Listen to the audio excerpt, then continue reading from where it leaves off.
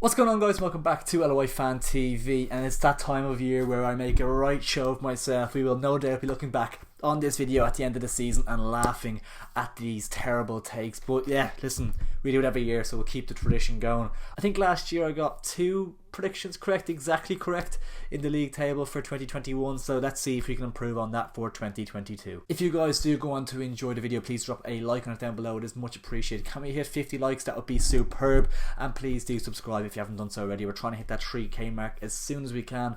All of your support is greatly appreciated. So let's jump straight into the video. Absolutely no surprises here that I am putting UCD in 10th. Listen, it's no surprise. It's never great having UCD in Premier Division, to be honest. It's good, like, from in terms of giving young players a chance. They play a good brand of football. They're not a bad side to watch, but they are going to get thumped a lot this season, and they might pick up a few points. They have some very good players, the likes of your Colin Whelans and your Liam Kerrigans, but very young side, and they're going to get relegated. They're going to come 10th. They're going to... It would have been a lot more interesting if Waterford had stayed up and still had Mark Burkham in charge. I was really looking forward to that project and seeing how he would have done in his first full season in charge at Waterford, but of course that wasn't to be. So yeah, UCD for me, 10th place, no real shock there. 9th and 8th is a tricky one. This playoff spot could go down to the wire between 2 teams. I think in particular, I think we'll be battling out for this kind of playoff area. I do think that Drogheda United might just slip into 9th place though. A little bit of a controversial take, but I think they've lost a lot over the winter period, really losing their manager, a lot of key players. Just looking at some of the outs here, looking at Jake Ireland, Connor Kane going to Shells is a big loss. Dan O'Reilly going to Scotland. Dinny Corcoran didn't really get into feature too much last season in terms of maybe off the bench was a good option, but Mark Doyle is a huge blow going to St. Pat's. You're looking at your Joe Redmond's leaving as well, James Brown of course as well. So yeah, it's a huge list of departures there for Drogheda United, and it's going to be a very difficult season. I think there could be an element of that kind of second season syndrome for them. Last season was very good, but this season I think it's going to be a real big challenge for them. If they can get 8th spot, that'd be superb. A couple of Drogheda signings have been good, like Dale Rooney's a solid player, Adam Foley's a good forward, he had a really good spell at times last year. Dean Williams is a good striker, good young striker as well. Darren Nugent will be interesting to see how he gets on. Ryan Brennan had a fantastic year last year, and a lot of Shells fans disappointed that he left. Georgie Point, another one that's a very solid professional as well. So, and this is an interesting one as well, Sean Rowan, I think that's how you pronounce it. He's a very good young talent, a good left back, coming in as Connor Kane's replacement. I'm really interested to see how he gets on. I think he was linked with Chelsea and stuff before. I think he had a trial at Chelsea, things like that. Really good young promising fullback, so excited to see him, but I think it's going to be a difficult season for Drogheda, and I've put them in 9th place. In 8th I've gone for the trusty Finn Harps. It's going to be very tight between them and Drogheda though, as I said. It's kind of just take your pick really between them. I wouldn't be surprised to see Finn Harps drop into 9th at all. In terms of their departures, a couple of big ones to be honest. Mark Coyle, I think he was their player of the year last season, going to Shells is a big loss. Shane McElhenney leaving as well is big. Sean Boyd was a good option for them up top last season as well, going to Shells. That's another big blow for them. In terms of their ins, I think a couple of good signings. Rob Slevin coming in, Jesse Devers, Bastian Herry, of course, interesting one. That could be a brilliant signing or it could be a huge miss. It's hard to tell really with him. He's really he's like Marmite really, to be honest. And then Yo-Yo Maddy, who I think has gone under the radar at how good a signing that is for Finn Harps. I think him being the main man under Ollie Horgan, he'll be really thriving under that role, playing in a central role. He was kind of pushed out to the left at Shells at times last season just to accommodate him at times. So I think being the main man, the main number 9 for Finn Harps, I think he'll thrive, and I think he'll score him a lot of goals this season. So yeah, I've put Finn Harps in 8th place. Now this could come as a little bit of a shock, and I'm kind of questioning myself a lot with this shout, but I've put Sligo Rovers in 7th. A lot of people aren't going to be happy with me for that one. That could be way off, to be honest, but looking at their departures and who they've brought in, I think they're a lot weaker than last season. You're looking at Romeo Parks out, Johnny Kenny out, their top goal scorer from last season. John Mahan, of course, is a huge blow. Fantastic centre half, one of the best defenders in the league for my money, to be honest. That's a massive blow for Sligo Rovers. In terms of who they brought in, Will Fitzgerald, Paddy Kirk, Carl O'Sullivan, Aidan Keena, I think could be a good signing to replace Johnny Kenny. I think he could score them goals. He's worked at Liam Buckley previously at Pats as well, so I think he'll be a good signing, but the rest of them are a little bit uninspiring for me, to be honest with you, and I think they could struggle. A lot of reliance is going to be on the likes of your Greg Bulgers in midfield, your Gary Buckley's at the back. They're very solid side, but questions have to be asked of the recruitment. I think they're a little bit light in some areas as well in terms of their squad depth. So yeah, I think Sligo Rovers could have a little bit of a tricky season this year, and I wouldn't be surprised to see them slip to 7th, and that's where I've put them. 6th I've gone with Shells, and you won't believe how tempted I was to put them one place higher instead of somebody else. We'll get on to that, but it would have been so controversial. I think it's probably a season too early for that. I think the Damien Duff one is going to be a really interesting one. I think it's going to be hard to tell how it's going to happen. I think it could either be an unbelievable success or it could be a complete disaster and he's gone in a couple of months' time, I think, or just walks away from the job or something. I think it's one of those ones where it's going to be really interesting to see how it happens. Of course I hope it works out, because we're a giant. We're not a sleeping giant, we're a giant, as Damien Duff would say himself. But I've been really impressed by the transfer business that he's done. It's been a couple of them signings, and a couple of the departures, I mean, have been a little bit. I would have liked to have seen a couple of other players that they've let go stay on for this season. Your Ryan Brennans, maybe your Georgie Pointons, possibly, maybe a Yo-Yo Maddie as well. But you have to trust in the process. He said himself he wanted to make huge changes, which he has done, and it's going to be really interesting to see how it goes down. Dervin from Longford, I think, is a super signing. Him alongside Mark Coyle in the midfield is going to be very very solid. Connor Kane's a great signing at left back. I think that's a super signing. He's very good in the Premier Division last season with Drogheda. Sean Boyd's a good option up top as well. I'm not sure if he'd be a starting striker. I don't think he probably will, but he's a very good option. Daniel Hawkins is another good option. Jack Moylan, who I'm buzzing to see. I can't wait to see him. He was Wexford's Player of the Year last season, or Players Player of the Year, I think.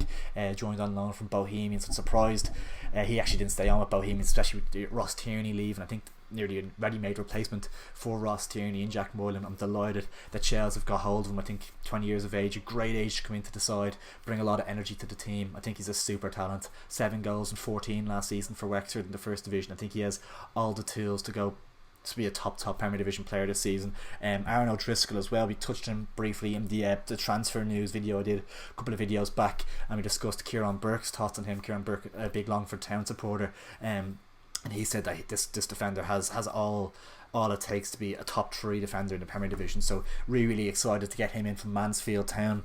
Lewis Webb, a good option for Shells as well in goal to challenge Brendan Clark. Sean McSweeney, another attacking option. Dan Carr returning to the League of Ireland is a great option. I think I really think he's a good option. He was very good for Rovers, maybe a little bit inconsistent at times, but he's quick, he's tall, he can put himself about, he can play off to the left, he can play through the centre. I think it's a great option. Damien Duff knows him well, of course, as well, from their time kind of maybe at Rovers together as well. Then Jordan McAnuff, who I'm buzzing to see from coming in from Arsenal as well on a loan deal. So yeah, a lot of really exciting signings for Shells. It's a really exciting time to be a Shells fan, I think, but it's all going to just kind of see how it plays out. It might take a little while to gel.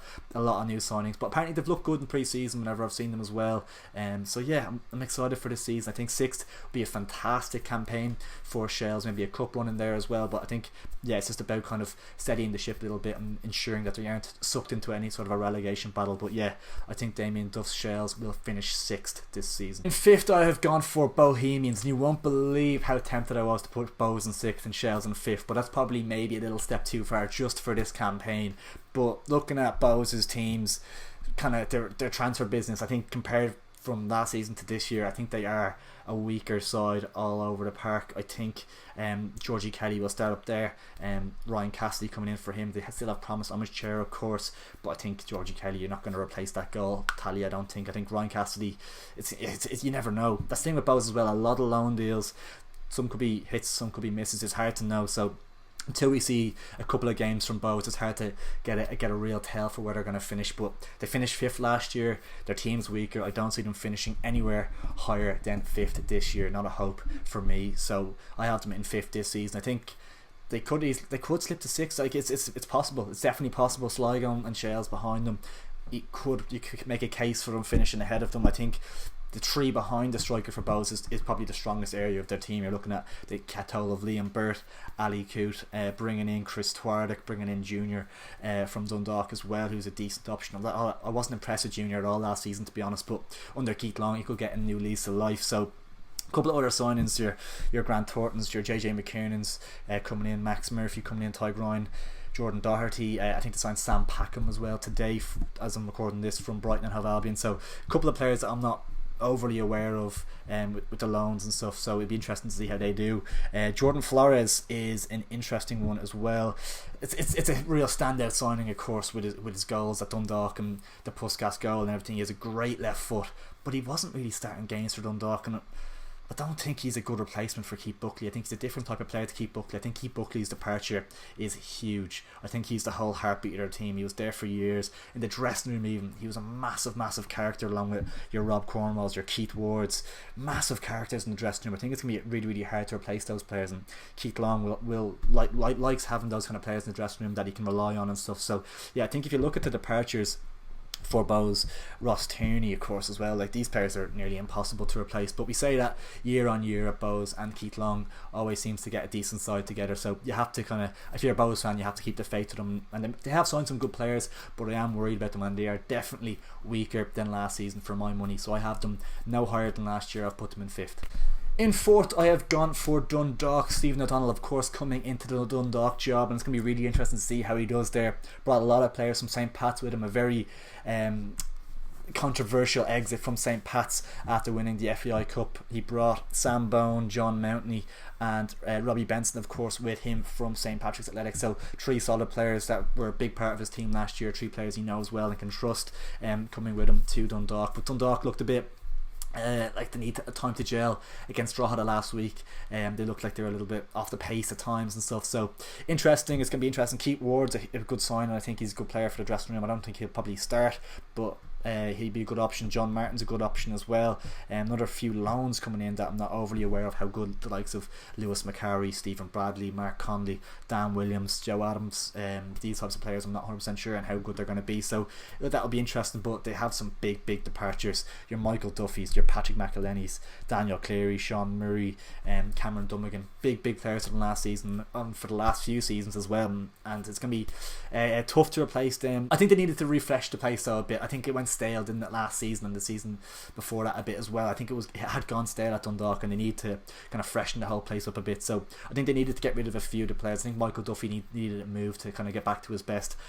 So yeah, I think the likes of them, I think it was a good move for the player, because he needed to kind of find somewhere else to play his football. But I think obviously the player that quality is a huge loss for Dundalk, no doubt about it. But I think they will come good. I think O'Donnell will make them a good side, and he'll have them a difficult team to beat. They still have that quality with your Hobans and your Greg Sloggets. Ryan O'Kane could have a great year. David McMillan's still there. Andy Boyle's still there. Brian Gartland's still there. So there is some great characters in that dressing room still as well. So yeah, I think Dundalk should have enough to get 4th place, but I don't see them finishing any higher than that, I don't think. Moving into the top 3, and actually in 3rd place I've gone for the side that Stephen O'Donnell has left. Tim Clancy, of course, is the new manager of St. Patrick's Athletic, and I think he will guide them to a 3rd place finish to secure European football for them next season. Interesting off season for them. Obviously, as I mentioned just there, they lost Sam Bone, they lost Robbie Benson, they lost John Mountney, they also lost Lee Desmond, Alfie Lewis, his loan spell ended. They lost Matty Smith, of course, who was great for them last year as well. James Abank was come back on loan from Udinese, so he'd be a good option, great defensive option for the first half of the season. But I've actually been very impressed by the business they've done. Bringing in Anto Breslin from Bohemians is a great fullback. Mark Doyle from Drogheda had a great year last year. Tunde Iwalabi probably won't start, but he'll be a great option for them as well. Joe Redmond's a great signing. Owen Doyle, you don't need to even talk about that. That's probably one of the best strikers in the league already. Proven goal scorer wherever he's gone. He'll get a lot of goals for Tim Clancy this season if they can keep him fit, which there's no reason to question why they wouldn't, because he's been playing consistently for Bolton and stuff like that. He's never been too much of an injury concern, so they can keep him fit, he will bang them goals, and you never know, they could mount a title challenge if they can get it right, but I think they're a little bit off it maybe. Jack Scott, Adam O'Reilly of course was with Waterford last year I believe, so that'd be an interesting one as well. So yeah, I think there's a lot of quality still in this Pat's side. Your Chris Forsters, your Dara Burns, it's still a quality team, and they've done a good job to keep the players. Obviously with the manager leaving, they've done a really good job of actually keeping hold of a lot of the squad from last season. A very good campaign, and maybe it could be seen as harsh putting them in third, but I just think there'll be two teams a little bit stronger than them next year. I am actually questioning myself a little bit with this one, to be honest. I'm half tempted to put Pats in second and the team I put in second into third, but I'm going to stick by my gut just for now. But that could easily change a couple of weeks into the season. I could have changed my mind completely, but for now, St. Patrick Athletic in third place. Now in second, I have gone for Derry City, and there's an obvious reason behind this, and it's because they've splashed the cash. They've brought in Michael Duffy, who on his day can be one of the best players in the league, and I think he needed that move, as I was saying earlier, to reignite that form. He's one of the best players in the league when he can get going, so super signing. Will Patching, who's had great success at Derry before coming in, Cameron Dummigan coming in from Dundalik, a really steady professional, filling in a lot of different positions, so a great player to get in. Brian Maher, super goalkeeper, won Ireland under 21 international, brilliant goalkeeper, great signing. Brandon Kavanagh, another young signing that's absolutely brilliant signing. I think he's been one that I was actually surprised to see them get. He's been very good in the first division for the last season or two on loan, so yeah, really exciting signing. Patrick McElhenney, don't even need to talk to McElhenney brothers actually, but Patrick in particular, you don't even need to talk about his quality on his day, one of the best players in the league again. And Matty Smith, the forward they've brought in from St. Pat's, had a super season last year for St. Pat's as they won the FAI Cup, and I think that's going to be a fantastic signing. So I have Derry City in second. In terms of their outs, it's nothing really to be concerned about. Will Fitzgerald's left the club, a couple of others, but nothing really to be concerned about. A few loans for some of their younger players.